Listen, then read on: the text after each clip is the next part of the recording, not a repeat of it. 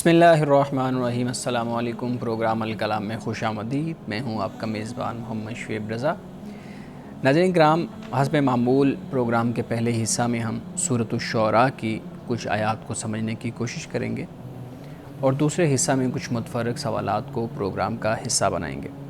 حسب سابق ہمارے ساتھ شریک گفتگو ہیں جناب محمد امانت رسول صاحب۔ امانت صاحب خوش آمدید، بہت شکریہ آپ کے وقت کا۔ میری معاونت کے لیے موجود ہیں مس نورین صاحبہ، thank you so much madam. ناظرین کرام، سورۃ الشعراء کی پہلی 9 آیات پہ ہم نے گفتگو مکمل کر لی تھی۔ رسول اللہ صلی اللہ علیہ وآلہ وسلم کو اب حضرت موسیٰ علیہ السلام کا ذکر کر کے وہ حالات بتائے جا رہے ہیں، تسلی دی جا رہی ہے۔ ہم دیکھتے ہیں کہ سورۃ الشعراء کی آیت نمبر 10 سے آگے کیا مضمون شروع ہو رہا ہے اور اس میں کس طریقے سے اللہ رب العزت اپنا پیغام لوگوں تک پہنچا رہا ہے۔ امانت صاحب، سورۃ الشعراء کی آیت نمبر 10 سے ہم نے شروع کرنا ہے۔ بسم اللہ الرحمن الرحیم۔ وَإِذْ نَادَى رَبُّكَ مُوسَىٰ أَنِ ائْتِ الْقَوْمَ الظَّالِمِينَ۔ اب یہاں سے حضرت موسیٰ علیہ السلام کا ذکر شروع ہوتا ہے اور کچھ واقعات ہیں جو یہاں پر بیان کیے جاتے ہیں۔ ٹھیک ہے۔ حضرت موسیٰ علیہ السلام جب مدین سے واپس آئے تو پھر وادی جو مقدس طوا ہے، وادی جو ہم سورۃ طٰہٰ میں بھی ہم نے پڑھا تھا، تو وہاں پر اللہ تعالیٰ نے اپنے کلام سے حضرت موسیٰ کو مشرف فرمایا تھا، شرف عطا کیا تھا، تو اس کا اب یہاں پر بیان شروع ہو رہا ہے۔ ٹھیک ہے کہ وَإِذْ نَادَى رَبُّكَ مُوسَىٰ أَنِ ائْتِ الْقَوْمَ الظَّالِمِينَ، اور جب تمہارے رب نے موسیٰ کو پکارا کہ تم ظالم قوم کے پاس جاؤ، پیغام لے کے اس کی طرف جاؤ۔ یعنی ظالم قوم سے مراد یعنی ایک تو فرعون اور فرعون کے جو درباری ہیں، حکومت چلانے والے ہیں، وہ ہیں، اور ظالم سے مراد شرک بھی ہو سکتا ہے، یعنی شرک کرنے والی ہے۔ قوم فرعون، فرعون کی قوم، یہ پھر آگے فرما دیا۔ الا یتقون، کیا یہ ڈرتے نہیں ہیں، تقوی نہیں اختیار کرتے؟ یہ فرعون اور فرعون کی جو قوم ہے یہ۔ قال رب انی اخاف ان یکذبون، حضرت موسیٰ علیہ السلام کو جب اللہ تعالیٰ نے یہ فرمایا کہ بھی تم جاؤ قوم ظالم کی طرف، قوم فرعون کی طرف، تو انہوں نے عرض کی کہ اللہ کہ مجھے اندیشہ ہے کہ وہ مجھے جھٹلا دیں گے، انکار کر دیں گے میرا۔ ہاں، مجھے اس بات کا ڈر ہے کہ وہ میرا انکار کر دیں گے۔ وَيَضِيقُ صَدْرِي، میرا سینہ تنگ ہوتا ہے۔ وَلَا يَنطَلِقُ لِسَانِي، اور میری زبان بھی نہیں چلتی، رواں نہیں ہے۔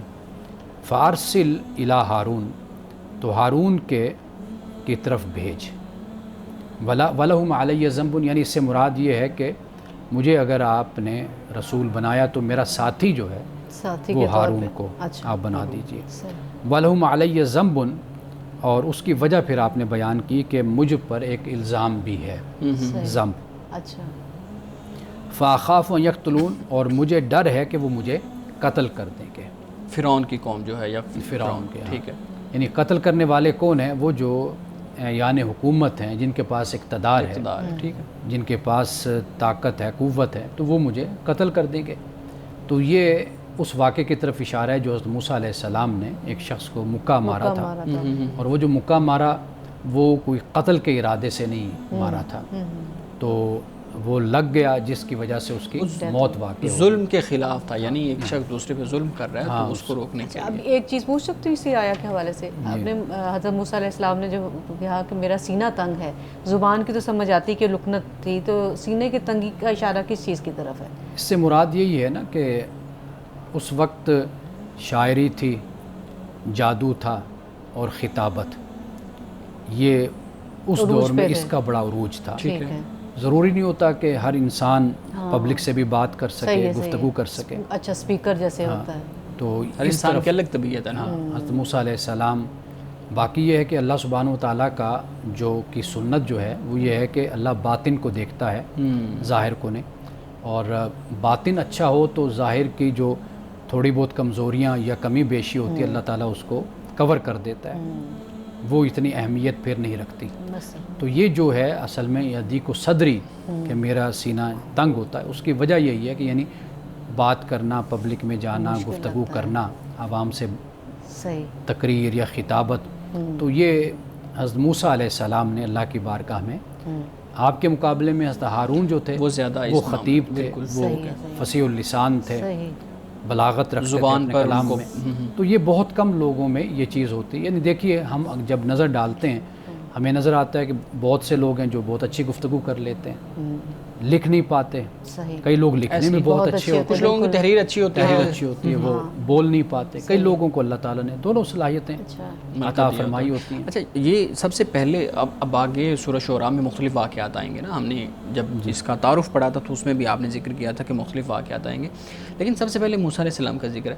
اچھا، ہم نے سورہ طٰہٰ میں بھی پڑھا ہے کہ سب سے پہلے موسیٰ علیہ السلام کا ذکر ہے، اور باقی جگہ پہ بھی قرآن میں ہم نے اکثر دیکھا ہے کہ جب بھی قریش کو مخاطب کرنا ہوتا ہے یا رسول اللہ صلی اللہ علیہ وسلم کو مخاطب کرنا ہوتا ہے تو مثال دینے کے لیے پھر موسیٰ علیہ السلام یعنی بنی اسرائیل کا ذکر آتا ہے اور پھر آگے ان کی بات چلتی ہے. پوچھنا میں یہ چاہوں گا کہ سب سے پہلے موسیٰ علیہ السلام کا ذکر کیوں ہوتا ہے؟ اس کی کوئی خاص ریزن ہے، وجہ ہے اس کی؟ اچھا، دو وجہ مفسرین نے بیان کی ہیں. ایک وجہ تو یہ ہے کہ حضرت موسیٰ کی پوری ایک جماعت تھی، ٹھیک ہے، رسول اللہ کی بھی ایک پوری جماعت تھی، صحیح مطابقت ہو گئی. ہاں، یعنی آپ کا دین جو آپ لائے وہ دنیا میں بھی پھیلا، اور پھر مکہ میں، مدینہ میں، پھر عرب میں پھیلتا، پھر عرب سے بھی باہر. ٹھیک ہے، تو وہ پوری ایک جماعت، پوری ایک قوم ایک وجود میں آ گئی. ایک تو یہ بات ہو گئی. دوسرے کہا جاتا ہے کہ جس طرح فرعون تھا، فرعون کے وزراء تھے، اس کے درباری تھے، یہی صورتحال مکہ میں بھی تھی. کفار مکہ کی تھی، یعنی ان کے بھی وہاں پر سیاست میں ان کا کردار تھا، اقتدار ان کے پاس تھا. اور اس کے علاوہ آپ دیکھ لیجئے کہ کعبۃ اللہ کا پورا نظام، تولیت کا پورا نظام ان کے پاس تھا، قبائل کے پاس تھا. یعنی ان کا ایک نام تھا، لإیلاف قریش ایلافہم رحلۃ الشتاء والصیف فلیعبدوا رب ھذا البیت الذی اطعمهم من جوع وآمنهم من خوف. اس کو پڑھ کر دیکھ لیجئے. تو لہٰذا مفسرین اکرام نے آپ جو سوال اٹھایا آپ نے، تو یہ اس طریقے سے وہ مماثلت دیکھتے ہیں، تلاش کرتے ہیں. جیسے مثال کے طور پر سورۃ یوسف میں حضرت یوسف علیہ السلام کا پورا جو کردار اور پوری جو سیرت اور پوری حیات مبارکہ، اس کو پھر رسول اللہ کی حیات مبارکہ سے مطابقت دے کر بھی بیان کیا گیا ہے. تو لہٰذا یہ سبق تو واضح طور پر رسول اللہ صلی اللہ علیہ وسلم، آپ کی جماعت، اور پھر جو انکار کرنے والے کفار و مشرکین ہیں، ان کے لیے اس میں بہت سے اسباق پوشیدہ ہیں. تو یہ دو مماثلتیں مفسرین اکرام نے بیان کی ہیں. ٹھیک ہے، ایک اور چیز دیکھیں کہ اللہ تعالیٰ نے حضرت موسیٰ علیہ السلام کو چنا رسالت کے لیے، حالانکہ جو کوالٹی تھی ایک وائز کی وہ ان کے بھائی میں تھی. موسیٰ علیہ السلام کی زبان میں لکنت تھی، یا انہوں نے اپنے سینے کی بات کی کہ بھی اس میں تنگی ہے. ان دو واضح مطلب چیزوں کے باوجود اللہ تعالیٰ نے انہی کو سلیکٹ کیا اور ان کی سفارش پہ آگے ہارون علیہ السلام کو ان کا مددگار اور معاون چنا. اس کی کیا وجہ ہے؟ اچھا، یہ جو لکنت کی بات کریں نا، اس پہ بھی بات کیجیے گا. ہم نے ایک دفعہ پہلے بھی بات کی تھی. یہ ہمارے ہاں کہا جاتا ہے کہ وہ کوئلہ منہ میں رکھ لیا انہوں نے موسیٰ علیہ السلام نے، تو ان کی زبان میں لکنت آ گئی، اس وجہ سے پھر وہ صحیح بول نہیں پاتے تھے. یعنی ظاہری طور پہ جب بولتے تھے تو ان کے لفظ ادا نہیں ہوتے تھے. ایسی بات ہے؟ دیکھیے، لکنت کا لفظ نہیں استعمال کیا کسی نے بھی، اچھا، ہمارے مفسرین نے، یا جو قرآن مجید میں جو اسلوب اختیار کیا گیا وہاں پر کوئی بھی لکنت کا تو شائبہ ہی نہیں ہے. ایسی کوئی بات نہیں ہے. حق لانے کا، اچھا، اس طرح کا غلط ساری چیزیں چل رہی ہیں. لکنت کا تو کوئی بھی شائبہ، کوئی شک تک نہیں ہے یہاں پر. جو قرآن نے اسلوب اختیار کیا ہے وہ یہی ہے کہ ہم نے بہت بڑے علماء کو دیکھا ہے، اسکالرز کو دیکھا ہے، وہ گفتگو نہیں کرتے، عوام کے ساتھ بات نہیں کرتے. ہمارے استاد تھے شیخ الحدیث، ان کو میں نے ایک دفعہ دعوت دی کہ آپ تشریف لائیے، تو میرا خیال تھا کہ وہ گفتگو کریں گے. اب انہوں نے کیا کیا، وہ ایک کتاب لائے ہوئے تھے اپنے بغل میں، اور انہوں نے کہا جی وہ تپائی ہے، تو ہم نے کہا جی ہے. تپائی سامنے رکھے، اوپر وہ کتاب رکھی، کھول کر بیٹھ کر سبق شروع کر دیا. وہی طریقہ جو جیسے وہ ہمیں بیٹھ کر حدیث پڑھاتے تھے، اسی طرح بیٹھ کر انہوں نے وہاں پر، یعنی وہ بہت اچھے مدرس تھے، بہت اچھے مدرس تھے، شیخ الحدیث تھے، اور حدیث پڑھاتے تھے تو مزہ آتا تھا ان کے پاس بیٹھ کر. جس طرح عشق اور محبت کے ساتھ وہ حدیث پڑھایا کرتے تھے، باوضو، اور بڑے یعنی متقی پرہیزگار انسان تھے.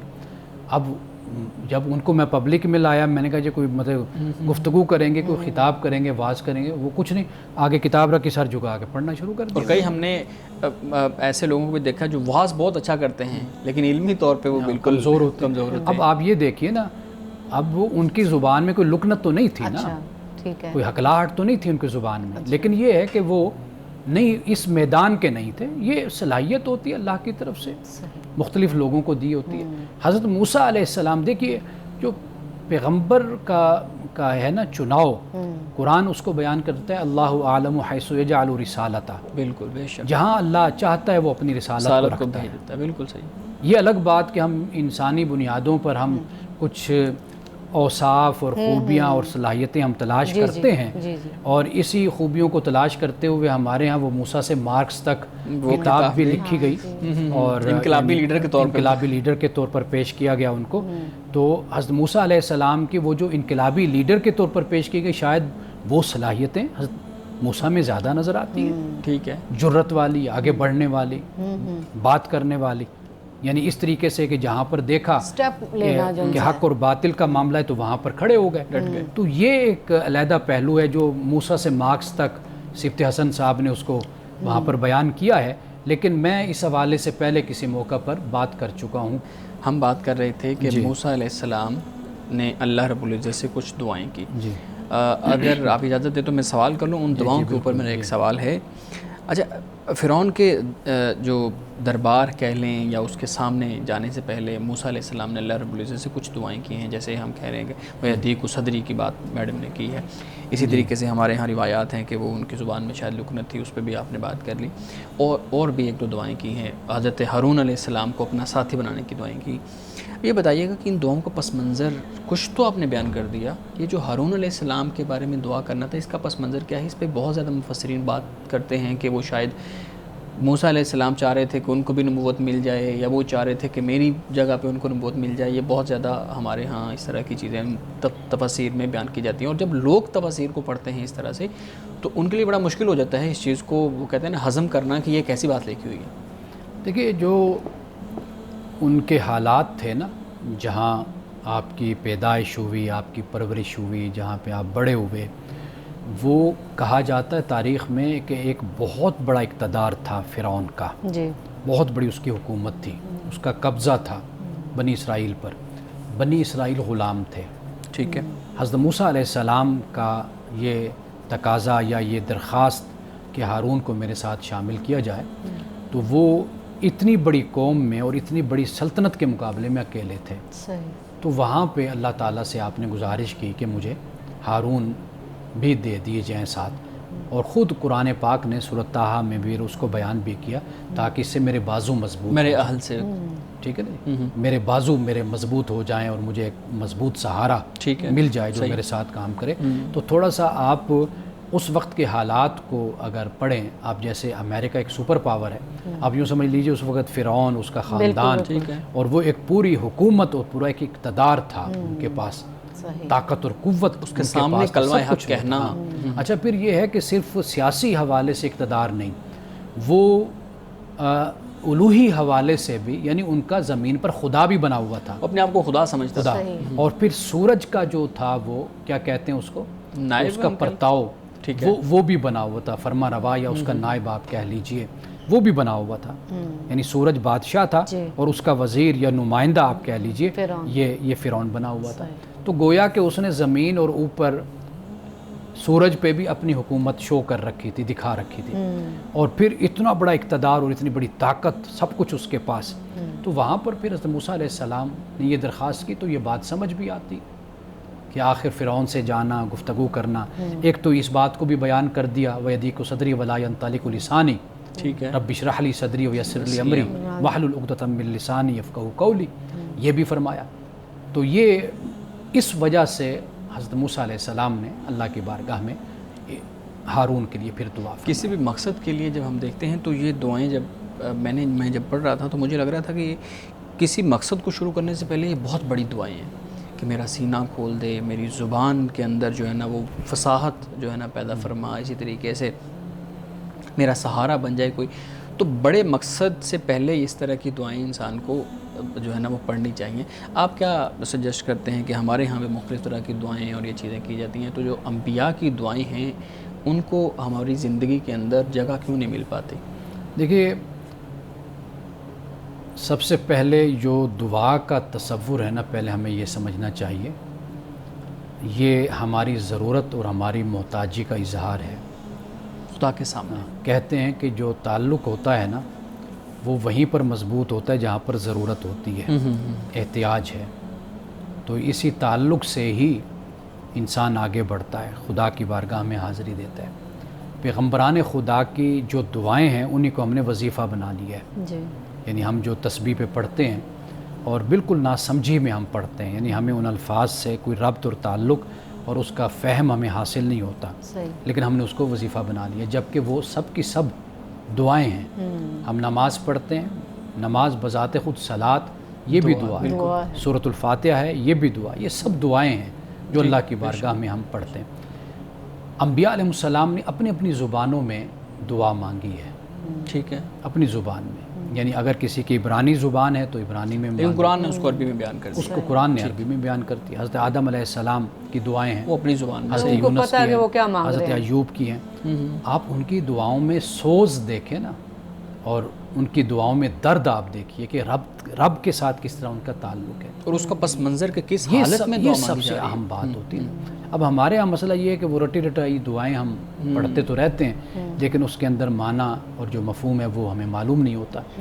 تو بہتر یہ ہوتا ہے کہ آپ دل سے دعا مانگے، بے شک اپنی زبان سے مانگے، صحیح، ٹھیک، اس پر کوئی پابندی نہیں ہے۔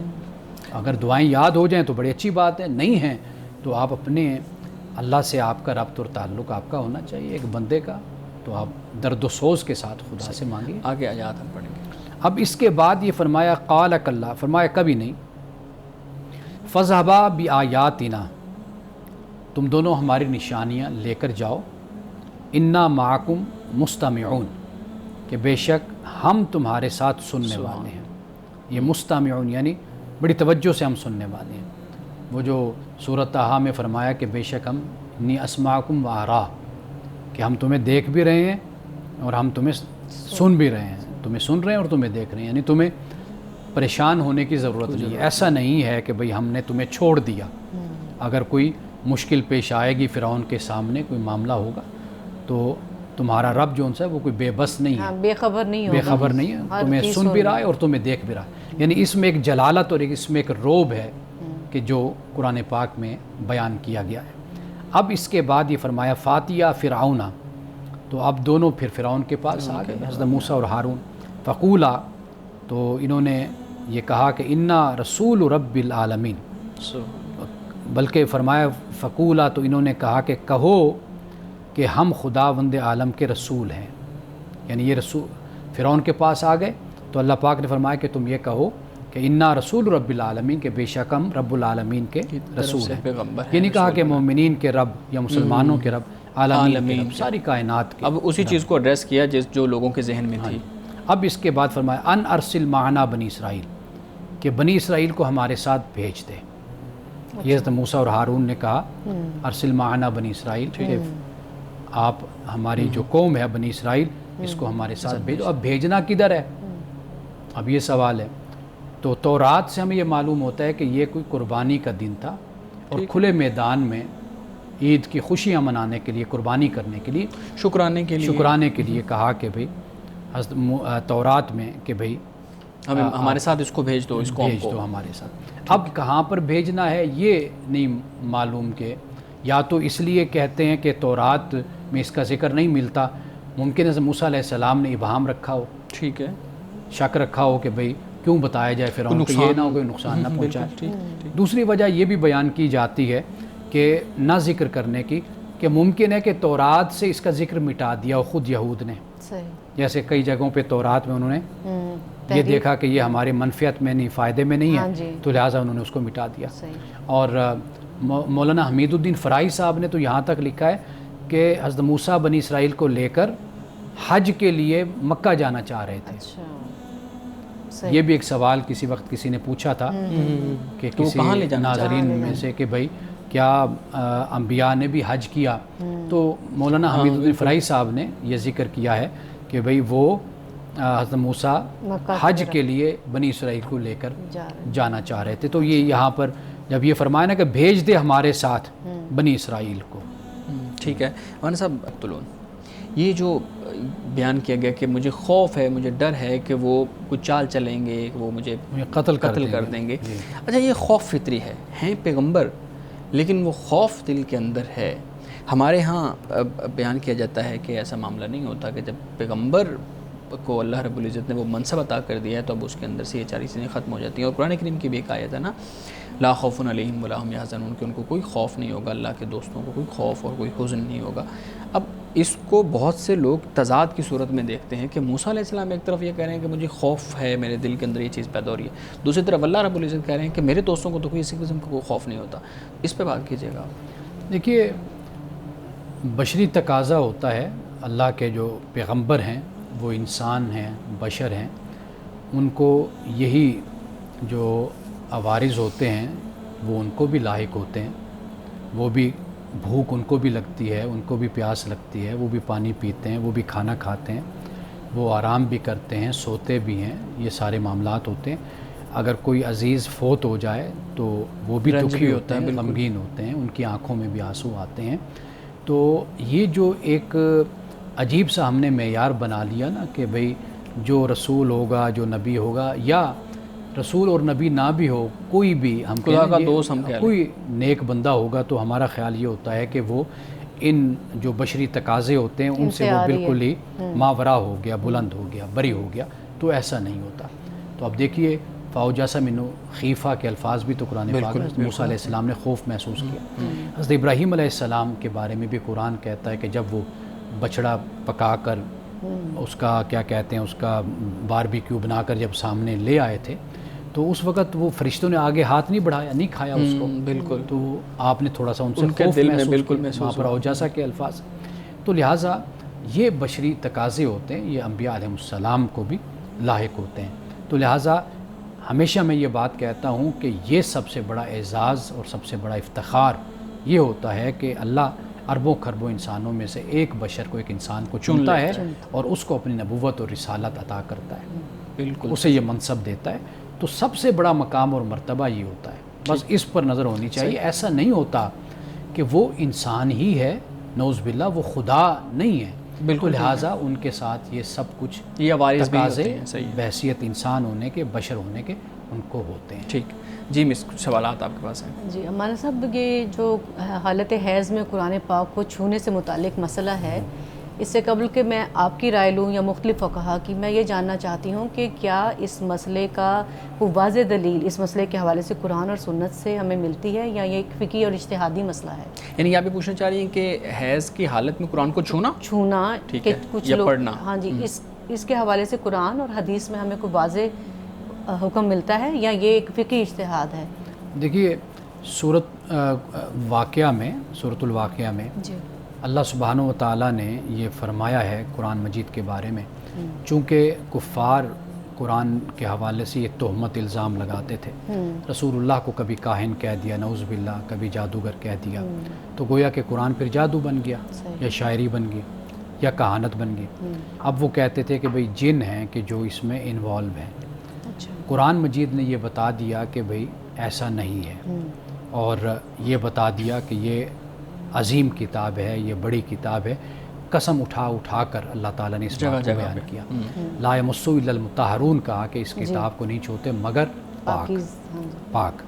اب یہ بات کیوں فرمائی؟ اس لیے کہ جو کفار تھے وہ نعوذ باللہ شیطان کی طرف منسوب کرتے تھے, جنوں کی طرف منسوب کرتے تھے کہ یہ قرآن وہ بتاتے ہیں, جادوگروں کی طرف منسوب کرتے تھے. تو یہ بتا دیا کہ نہیں, یہ قرآن کو کوئی بھی جن شیطان چھو نہیں سکتا, لا نہیں سکتا, کچھ نہیں کر سکتا. تنزیل من رب العالمین, یہ رب العالمین کی طرف سے نازل کیا گیا ہے. اب یہ جو آیت ہے اس کا تعلق جو ہے یا اس کا پس منظر تو بالکل ہی جدا ہے, بالکل جدا ہے.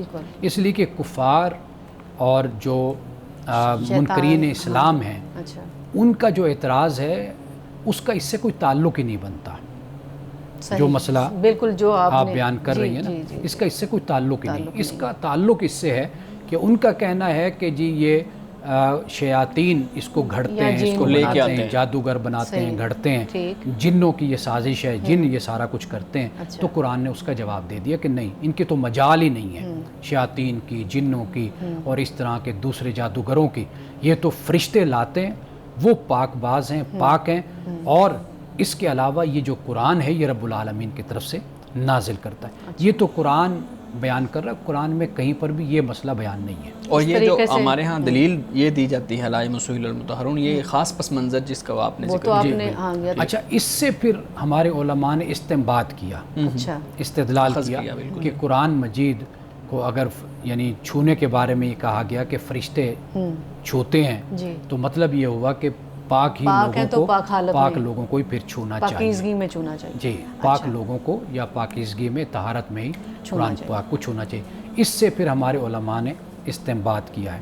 اب یہاں پہ میں آپ کو بتا دوں کہ 3 آراء ہمارے سامنے آتی ہیں، یعنی خود علماء میں، فقہاء میں، ائمہ میں ہی اس پر اختلاف ہے. اگر آپ سارے جی میں بتا دیتا ہوں نا، میں اسی طرف آ رہا ہوں نا. یعنی کہ پہلا مثال کے طور پر جو احناف ہیں، فقہاء احناف، امام صاحب رحمۃ اللہ علیہ اور آپ کے بعد، ان کا کہنا یہ ہے کہ قرآن مجید کو وضو کے بغیر نہیں چھوا جا سکتا، اور جو عورت حالت حیض میں وہ نہ چھو سکتی ہے نہ قرآن کو پڑھ سکتی ہے. اچھا، ٹھیک ہے جی، چاہے وہ جس طرح بھی ہے، وہ نہیں نہ پڑھ سکتی نہ وہ چھو سکتی ہے. ایک رائے ہے اس کے بالکل برعکس. اچھا، وہ یہ ہے کہ امام ابن حزم کی ہے، جس میں امام بخاری بھی شامل ہیں. وہ رائے یہ ہے کہ وہ چھو بھی سکتی ہے، وہ پڑھ بھی سکتی ہے، تعلیم کے لیے، تعلم کے لیے، ویسے بھی. اچھا، ہر صورت میں، ہر صورت میں حالت حیض میں ہے بغیر کسی وجہ کے بھی اس کو چھو سکتی ہے. یعنی حالت حیض میں ہے، حالت حیض میں ہے، تعلیم کے علاوہ بھی ہے، روٹین کے معاملات، تعلیم کے لیے تو کر ہی سکتی ہے. اب یہ ایک انتہا کی رائے یہ ہمارے سامنے دونوں آراء آ گئی ہمارے سامنے. یہ ایکسٹریم ہوگی نا ایک دوسرے کے. ایک تو کہتے ہیں کہ بالکل نہیں چھو سکتے، ایک کہتے ہیں کہ بالکل آزاد ہیں. ان کا دعویٰ یہ ہے، امام ابن حزم کا، امام بخاری کا، ابن حزم، ان کا دعویٰ یہ ہے کہ جتنی حدیثیں روایات اس حوالے سے بیان کی جاتی ہیں یہ ساری ضعیف ہیں، ان سے استدلال نہیں کیا جا سکتا. اب اس کے درمیان ایک رائے ہے امام مالک کی. ٹھیک ہے، ان کی رائے یہ ہے کہ وہ تعلیم کے لیے پڑھ سکتی ہے، چھو سکتی ہے، پڑھا سکتی ہے، پڑھ سکتی ہے، اس پر کوئی کسی طرح کی بھی پابندی نہیں ہے. تعلیمی معاملات کے اندر نہیں ہے. میں پہلی جو رائے ہے ایکسٹریم پہ امام ابن حزم کی، وہ میں بتا دوں کہ حیض کی حالت ہے، نہیں ہے، جنبی ہے، نہیں ہے، اب ہر صورت میں قرآن کو چھو سکتا ہے، پڑھ سکتا ہے، ہر چیز کو اس کو اجازت، کوئی بھی کنڈیشن. وہ کہتے ہیں کہ بھئی جو روایات بیان کی جاتی ہیں ان سے استدلال درست نہیں ہے، وہ حدیث ضعیف. امام مالک کی رائے یہ ہے کہ تعلیم کے لیے ایسی جو خاتون ہے جو حالت حیض میں ہے وہ پڑھ بھی سکتی ہے، وہ پڑھا تعلیم اور تعلم کے لیے وہ پڑھ سکتی ہے، پڑھا سکتی ہے، اس کو مکمل طور پر اجازت ہے. لیکن تلاوت کے یہ یعنی تینوں باتیں ہو گئی، سامنے آ گئی. اب میں یہ سمجھتا ہوں کہ آپ کسی انتہا پر نہیں جانا چاہتے، نہ جائیں، لیکن کم از کم ہماری بیٹیاں، ہماری بچیاں جو قرآن پڑھتی ہیں یا اس طرح تعلیم حاصل کرتی ہیں، اسکول میں بھی پڑھتی ہیں نا، کالج میں بھی، اب تو لازمی ہو گیا، یہ سیلیبس بھی ہوتا ہے. تو آپ اس پر اس طرح پابندی عائد نہ کریں. جو درمیان کا راستہ ہے اس کو اختیار کر لینا چاہیے، تاکہ پہلے بچیاں دین سے، مذہب سے دور ہوتی ہیں، اوپر سے اگر اس طرح کا طریقہ اختیار کیا جاتا ہے اور یہ سختیاں عائد کی جاتی ہیں تو اس سے مزید دوری بھی پیدا ہوتی ہے اور نفسیاتی مسائل بھی بچیوں میں پیدا ہوتے ہیں. تو یہ آپ کو یہ بھی میں بتا دوں کہ ہمارے ہاں یہ بھی علماء کا طریقہ رہا ہے کہ وہ اگر اپنی فقہ میں دیکھتے ہیں کہ یہ رائے ذرا متشدد ہے یا سخت ہے، اس پر آج کے دور میں عمل نہیں ہو سکتا، وہ کسی اور امام کی رائے کو لے کر بھی اس پر بھی عمل کر لیا کرتے ہیں. یعنی احناف نے ہم دیکھتے ہیں مالکیہ کو لے لیا، اس پہ قبول کر لیا، تو لہٰذا یہ اختیار کیا جا سکتا ہے، اس پر کوئی پابندی نہیں، بس دل کا اطمینان آپ کا ہونا چاہیے. آج کل تو دیکھیں نا، اب اچھا چلے پہلے یہ بات میں پوچھوں گی کہ یہ جو ممانعت ہے اس کا تعلق جو کہتے ہیں کہ نہیں چھو سکتے، ان کے نزدیک متن کو چھونے سے ہے یا تلاوت سے؟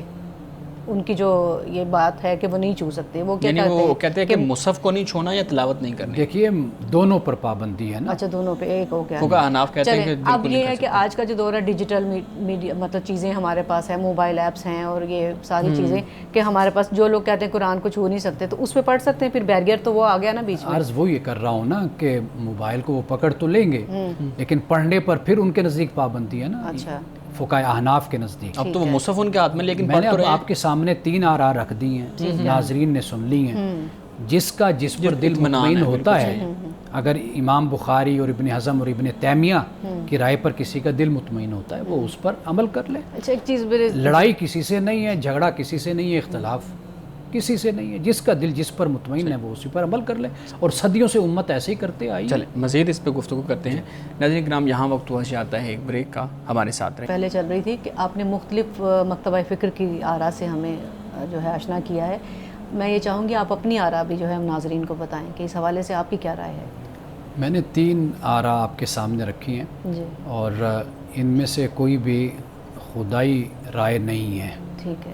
یعنی اللہ کی طرف سے یا دین نے اس کو بیان نہیں کیا. یہ ائمہ فقہا کی آراء ہیں, اپنی اپنی آراء ہیں. ان آراء پر جو عمل ہوتا ہے نا وہ ہوتا ہے آپ کے اپنے حالات اور ماحول کے مطابق. یعنی کئی مرتبہ آپ کسی رائے کو اختیار کرتے ہیں, اس کے لیے آپ کا معاشرہ تیار نہیں ہوتا, وہ اس کو بطور فتنے کے لے لیتا ہے صحیح, اور اس معاملے میں شدت اختیار کرتا ہے. جیسے ہمارے یہاں کا معاشرہ ہے نا, جی, جو کہ اکثریت یہاں پر احناف کی ہے. اب ان کی یہ کوشش ہوتی ہے کہ ہم حنفی مسئلے کو بیان کریں, اسی اور رائے لوگ کو اسی کو اختیار کریں. اس میں لوگ شدت اختیار کر لیتے ہیں. لوگوں کو اس پر ایجوکیٹ کرنے کی ضرورت ہے, بتانے کی ضرورت ہے کہ اگر کوئی اس پر بھی عمل کرتا ہے تو وہ مسلمان ہی ہے, جو کہ وہ مسلمانوں کے ہی امام کی رائے پر عمل کر رہا ہے. تو لہٰذا میں ذاتی طور پر ہمیشہ یہ راستہ اختیار کرتا ہوں جو اعتدال کا اور توازن کا راستہ اور طریقہ ہوتا ہے. یعنی جو امام ابن حزم کی یا امام بخاری کی رائے ہے اس پر بھی لوگ عمل کر رہے ہیں, بہت بڑا طبقہ عمل کرتا ہے.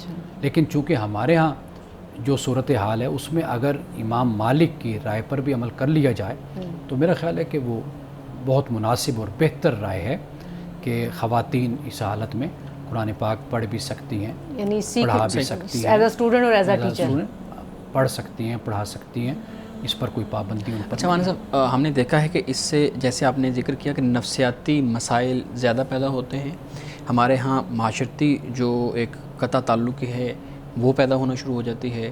ہمارے ہاں متس ہیں مختلف حیض کو اور منسٹریشن کو لے کے.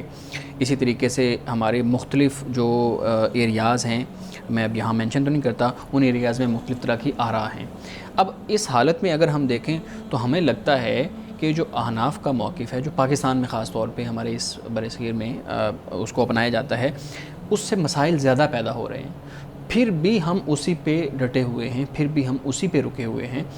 تعلیمی معاملات کا حرج ہو رہا ہے, بچیوں کی تعلیم کے مسائل پیدا ہو رہے ہیں, پھر وہ چھوٹی عمر میں ہی ان کی والدین شادی کرنا شروع کر دیتے ہیں کہ اب 10 دن جب چھٹی ہو جائے گی, نفسیاتی مسائل آ گئے ہیں, باقی معاملات آ گئے ہیں.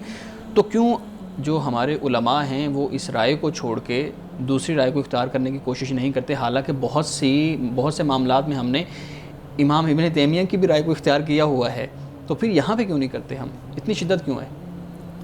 آپ جب اس تفریق پر ادارے قائم کرتے ہیں نا تو پھر وہ ایک بقا کی جنگ ہوتی ہے, ایک اپنی شناخت ہوتی ہے, آئیڈینٹی ہوتی ہے, اس کو بھی برقرار رکھنا ہوتا ہے. پھر اس بنیاد پر بہت کچھ قائم ہوتا ہے, جسے ہم کہتے ہیں امپائرز قائم ہو جاتی ہیں. پھر سیاسی معاملات آپ کی پوری عمارت اس میں قائم ہوتی ہے, سوسائٹی میں آپ کی ایک پینیٹریشن ہوتی ہے, آپ کے اثرات ہوتے ہیں, یہ بہت کچھ ہوتا ہے جس کو پھر آپ سنبھال کر اور آپ لے کر اکٹھے چلتے ہیں.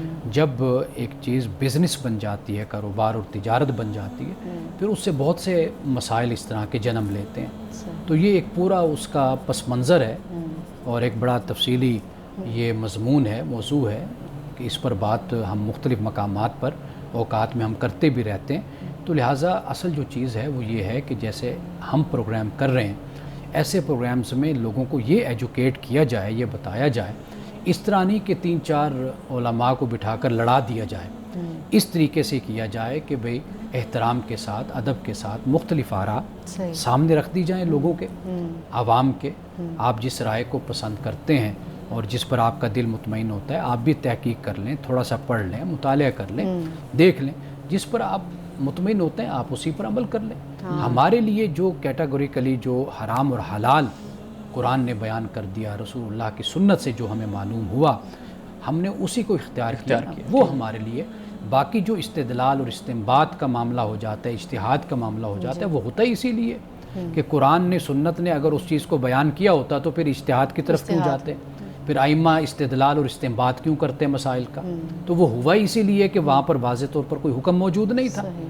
جب انہوں نے یہ اجتہاد کیا, استنباط اور استدلال کیا, اپنی رائے دے دی, تو واضح بات ہے کہ اس سے یہ پھر خدا کی رائے یا خدا کا یہ حکم نہ ہوا نا، تو یہ انسانی تحقیق ہے، ریسرچ ہے، تو لہٰذا اب ہمیں یہ چاہیے کہ ہم تحقیق کریں، پڑھیں، سمجھیں، اور پھر اس کے بعد جس پر ہمارا دل مطمئن ہوتا ہے ہم اس رائے کو اختیار کر لیں۔ حدیث مبارکہ بیان کیجیے گا۔ یہ بخاری شریف کی حدیث ہے 6446۔ رسول اللہ صلی اللہ علیہ وسلم نے فرمایا کہ امیری یہ نہیں ہوتی کہ سامان، دولت، مال زیادہ ہو، بلکہ امیری یہ ہوتی ہے کہ انسان کا دل امیر ہو، انسان کا دل غنی ہو۔ تو فرمایا در حقیقت یہ امیری ہوتی ہے، یعنی ایک شخص ہے کہ مال دولت سب کچھ ہے لیکن دل اس کا تنگ ہے، تو آپ نے فرمایا کہ یہ غریب شخص ہے، مال دولت رکھنے کے باوجود بھی دل اس کا غنی نہیں ہے۔ ایک طرف ایک شخص ہے کہ جس کے پاس اتنا مال اور دولت نہیں ہے لیکن وہ مال اور دولت میں اس طریقے سے کھبا ہوا نہیں ہے، پیوست نہیں ہے، اپنے دل کو کھلا رکھتا ہے۔ تو فرمایا کہ در حقیقت جو امیری ہے، تونگری ہے، جو غنا ہے، وہ در حقیقت انسان کے دل کا غنا ہوتا ہے۔ ناظرین کرام، اس دعا کے ساتھ اپنے پروگرام کا اختتام کریں گے۔ اللہ رب العزت حسن کلام اور تاثیر کلام عطا فرمائے، ہماری زبان کی گروں کو کھول دے اور سننے والوں تک خیر کا پیغام پہنچے۔ اجازت دیجیے، خدا حافظ۔